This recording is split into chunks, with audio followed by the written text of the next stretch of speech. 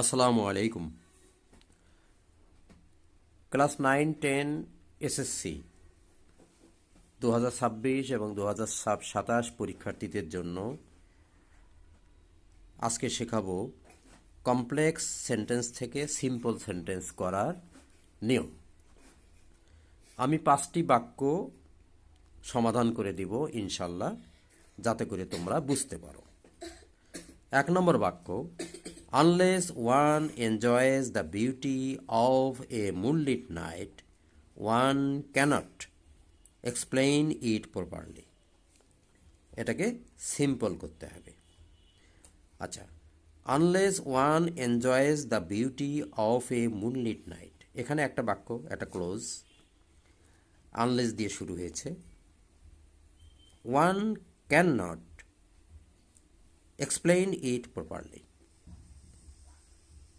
এর অর্থ হলো যতক্ষণ না পর্যন্ত একটা জ্যোৎস্নালোকিত রাতের সৌন্দর্য কেউ উপভোগ করে, ততক্ষণ পর্যন্ত সে এটাকে সঠিকভাবে ব্যাখ্যা করতে পারে না।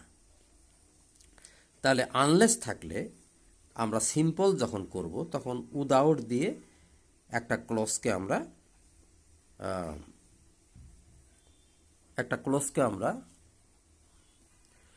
নন ফিনাইট ভার্ব করতে পারি, এনজয়ের সাথে আইএনজি যুক্ত করে। তাহলে without enjoying the beauty of a moonlit night one can't explain it properly, তাহলে আমরা এটা সঠিকভাবে করতে পারলাম। এবারে করাপশন সম্বন্ধে একটা বাক্য, জটিল বাক্য। We hope that Bangladesh will be free from this evil, মানে করাপশন সম্পর্কে বলা হয়েছে। আমরা আশা করি যে বাংলাদেশ এই করাপশন থেকে ফ্রি হবে। তাহলে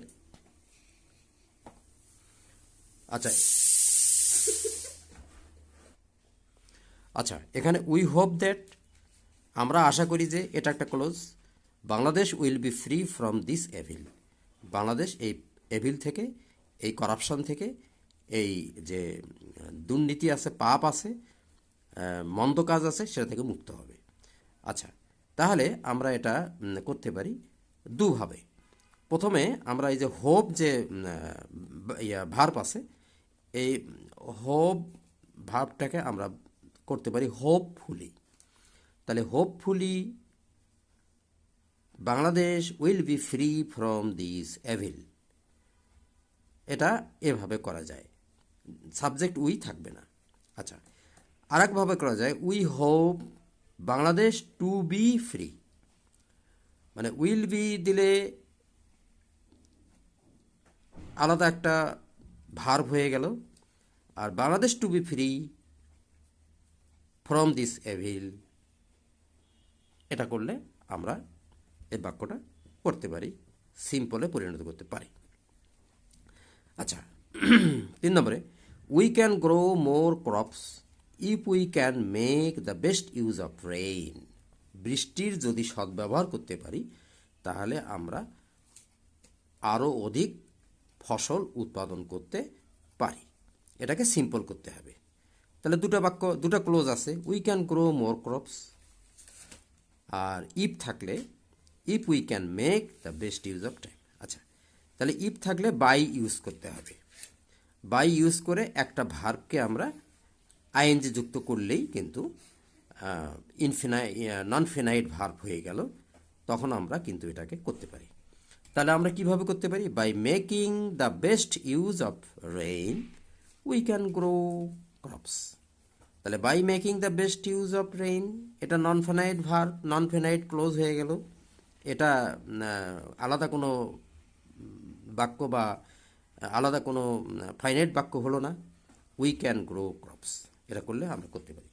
আচ্ছা, এরপরে, when a man makes a journey by train he can enjoy natural scene, এটাকে সিম্পল করতে হবে। আচ্ছা, হোয়েন থাকলে ডিউরিং দিয়ে করা যায়। During a journey by train a man can enjoy natural scene. আচ্ছা গেল। এরপরে if we throw wastage and dirts into water we make it polluted.